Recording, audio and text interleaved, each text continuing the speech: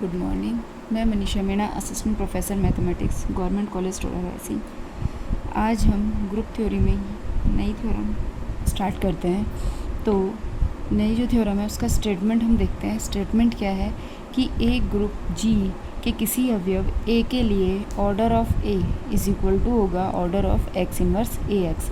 Important theorem है for every x belongs to G. तो इसके प्रूफ के लिए माना ए बिलोंग्स टू जी और एक्स बिलोंग्स टू जी, ए और एक्स दोनों किसके अवयव हैं? जी के। तब एक्स इनवर्स ए एक्स ये किसका अवयव होगा? जी का ही अवयव होगा।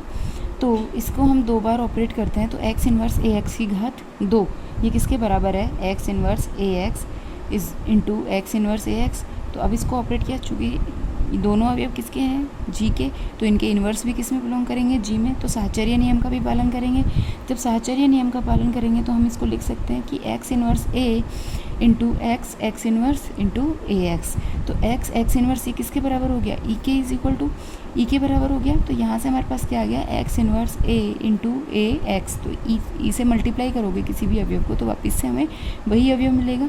ठीक है, तो यहाँ से हमने इसको ऑपरेट किया तो ए इंटू ए ये किसके बराबर हो गया? ए स्क्वायर के बराबर। एक्स इनवर्स ए स्क्वायर एक्स के इज इक्वल टू। अब यहाँ से देखो, इससे हमारे पास क्या आया कि एक्स इनवर्स ए एक्स की घात n माइनस वन ये किसके बराबर हो जाएगा? यहीं से एक्स इनवर्स ए की घात n माइनस वन एक्स, जहाँ n minus one belongs to n होगा। अब हमें क्या करना है कि x inverse A x, n minus one तक तो ये आ गया। अब हमें क्या करना है कि एक बार और ऑपरेट करते हैं, तो एक्स इनवर्स ए एक्स की घात n minus one into x inverse A x is equal to हमारे पास क्या आएगा? वही उसी तरह से हमें करना है एक्स इनवर्स ए की घात n माइनस वन एक्स और इसको एक्स इनवर्स ए एक्स। तो यहाँ हमने लिखा साहचर्य नियम से वापस से कि एक्स इनवर्स ए की घात n minus one x x inverse A x. तो ये तो हमारे पास क्या बन गया? ई से किसी भी अवयव को गुणा करो वापस से वही अवयव मिलेगा। तो एक्स इनवर्स ए की घात n माइनस वन इंटू ए इंटू एक्स। तो यहाँ से आ गया एक्स इनवर्स ए की घात n एक्स, चूँकि ऑर्डर ऑफ ए क्या दिया हुआ है हमें? n के बराबर। ऑर्डर ऑफ ए हमने क्या माना है? n के बराबर। तो ए की घात n किसके बराबर? ई के बराबर। ठीक है, तो ई के बराबर तो यहाँ पे ई रखेंगे।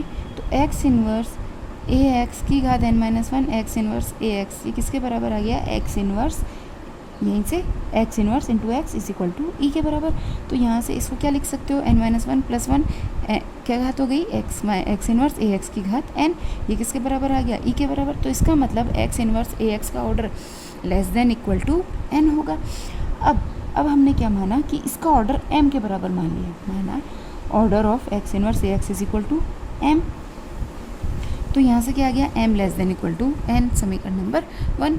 दोबारा हमने क्या किया कि order of x inverse A x is equal to m है, तो एक्स इनवर्स ए एक्स की घात m किसके बराबर होगा? ई के बराबर।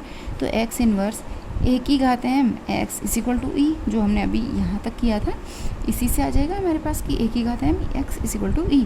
तो यहाँ हमने क्या किया कि राइट साइड से तो हमने एक्स इनवर्स से ऑपरेट किया, लेफ्ट साइड से हमने एक्स से ऑपरेट किया, दोनों तरफ ऑपरेट किया।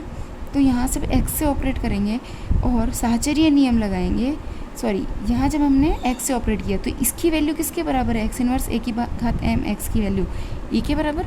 तो यहाँ हमने इसकी वैल्यू रख दी, तो यहाँ से आ गया एक्स ई एक्स इनवर्स। तो एक्स ई एक्स इनवर्स किसके बराबर? एक्स एक्स इनवर्स, और एक्स एक्स इनवर्स किसके बराबर? ई के बराबर। तो यहाँ से हमारे पास आ गया एक्स एक्स इनवर्स ए की घात m एक्स की घात x x inverse is equal to e. तो ये तो किसके बराबर? ई के बराबर, ये भी ई के बराबर। तो ये तो ई और ई को किसी भी अवयव से मल्टीप्लाई करो वापस से ई आता है, तो ए की घात m बराबर ई। तो यहाँ से ऑर्डर ऑफ ए क्या आ गया? Less than equal to m, तो n less than equal to m। तो समीकरण 1 और 2 से m बराबर n, तो यानी कि order of x inverse A x is equal to order of A for every x belongs to G. अब ये देखो कि हमने एक ही थ्योरम थी हमारे पास कि यदि किसी अवयव का ऑर्डर n के बराबर हो तो उसकी पूर्णांक घात का ऑर्डर या तो उससे छोटा या उसके बराबर होता है। ये हम पढ़ चुके हैं पिछले थ्योरम्स में। ठीक है, अब हमारे पास जो नेक्स्ट है वो हम एक एग्जांपल देखते हैं कि काफ़ी इम्पोर्टेंट एग्जांपल है कि 4 कोटि का प्रत्येक ग्रुप आबेली ग्रुप होता है। हमें क्या सिद्ध करना है कि एक ऐसा ग्रुप, कोई भी ऐसा ग्रुप जिसमें सिर्फ 4 अवयव हो, यानी कि उसका ऑर्डर 4 के बराबर हो, तो वो ग्रुप हमेशा क्या होता है, आपके पास क्रम विनिमय ग्रुप होता है, यानी कि आबेली ग्रुप होता है। ये हमें सिद्ध करना है। तो इसके लिए हमने माना जी बराबर, जी में हमारे पास क्या अवयव है, ए बी 4 अवयव है। एक 4 कोटि का ग्रुप है जिसमें ई क्या है, इसका तत्समक अवयव है। तो इसकी एक संक्रिया सारणी बनाई। ई जब तत्समक अवयव है तो ई ए बी सी, तो ई को किसी भी अवयव से ऑपरेट करो, हमें वापस से वही अवयव मिलेगा। तो इस ई को इस पूरी रो से ऑपरेट करेंगे तो वापस से हमें ई ए बी सी, और इस ई को इस पूरे कॉलम से ऑपरेट करेंगे तो ई ए बी सी। अब हमने क्या किया, ई को तो कर दिया, अब ए को ई से करेंगे तो वापस से ए ही मिलेगा, और ए को ए से करेंगे तो ए स्क्वायर, ए को बी से करेंगे ए बी, और ए को सी से करेंगे तो ए सी। इसी तरह से बी को ई से करेंगे बी को ए से करेंगे बी ए, बी को बी से करेंगे बी स्क्वायर, बी को सी से करेंगे बी सी, और सी को जब ए से करेंगे सी ए, सी को बी से करेंगे सी बी, सी को सी से करेंगे सी स्क्वायर। अब ग्रुप हमने जब ग्रुप ये, क्योंकि हमें क्या दिया हुआ है, एक ग्रुप है, ग्रुप के संक्रिया सारणी जब हम बनाते हैं तो उसमें जो सारे के सारे अवयव होते हैं वो हमेशा किसके अवयव होते हैं, ग्रुप के ही अवयव होते हैं, पंक्ति में हो चाहे स्तंभ में हो। तो प्रत्येक पंक्ति में ग्रुप का प्रत्येक अवयव केवल एक ही बार आता है, ठीक है। तो एक ही बार आता है, अतः दूसरी पंक्ति में जो हमने देखा, सेकंड पंक्ति में हमारे पास क्या है कि ए बी और ए सी। अब ए स्क्वायर ए बी बराबर या तो ई के बराबर होगा, क्योंकि यहाँ पे हमारे पास देखो क्या क्या नहीं आया, ई नहीं आया, बी नहीं आया, सी नहीं आया। तो ए बी या तो ई के बराबर होगा, या बी के बराबर होगा, या सी के बराबर होगा, ठीक है।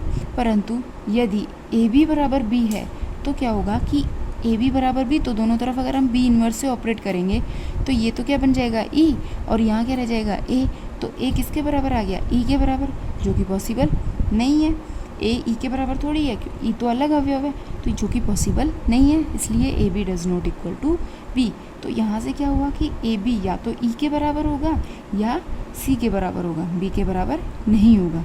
तो इस कॉलम में भी हमारे पास बी दोबारा नहीं आना चाहिए, तो बी हमारे पास यहाँ आ चुका है, तो ये बी के बराबर तो पॉसिबल है ही नहीं, तो या तो ये ई के बराबर होगा या ये सी के बराबर होगा, ठीक है। दो ही कंडीशन।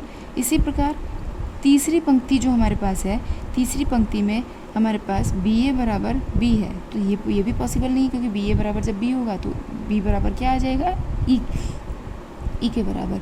तो इसलिए बी ए बराबर या तो ई या सी, ठीक है। तो चूँकि ग्रुप की संक्रिया सारणी में प्रत्येक स्तंभ में ग्रुप का प्रत्येक अवयव एक ही बार आता है, स्तंभ में भी एक ही बार आएगा और रो में भी एक ही बार आएगा। तो ए बी बराबर ई, जब ए बी बराबर ई के बराबर है तो बी ए बराबर क्या होगा, ई। ए बी बराबर ई के बराबर है तो बी ए बराबर क्या होगा, ई।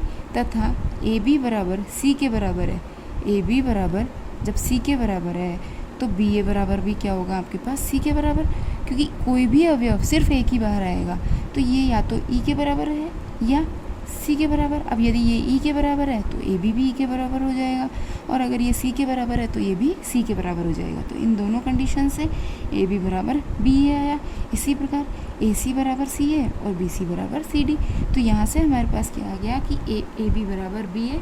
तो प्रत्येक अवयव के लिए हमारे पास क्या हो गया, यहाँ पर क्रम विनिमय गुणधर्म का पालन हो रहा है। तो इस तरह से जी हमारे पास क्या हो गया, एक आबेली ग्रुप हो गया। अतः यहाँ से हमें सिद्ध क्या होता है कि कोई भी 4 कोटि का कोई भी ग्रुप हो वो हमेशा क्या होगा, आपके पास आबेली ग्रुप होगा, यानी कि क्रम विनिमय ग्रुप होगा, ठीक है।